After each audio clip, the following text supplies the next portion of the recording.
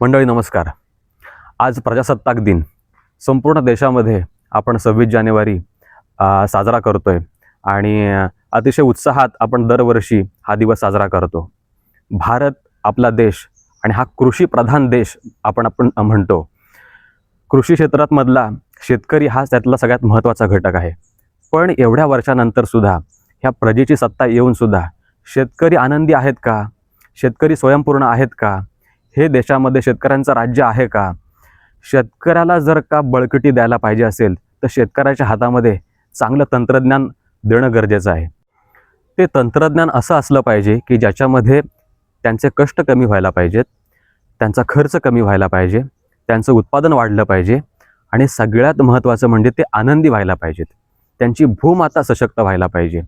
आणि आजच्या घडीला असं हे तंत्रज्ञान आज आपल्या हातामध्ये उपलब्ध आहे, ज्याचं नाव आहे SRT म्हणजे सगुणा रिजनरेटिव्ह तंत्रज्ञान.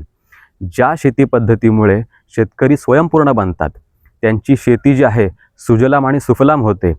आणि या पद्धतीने जर का आपण शेती केली तर आपला देश नक्कीच सुजलाम आणि सुफलाम होईल.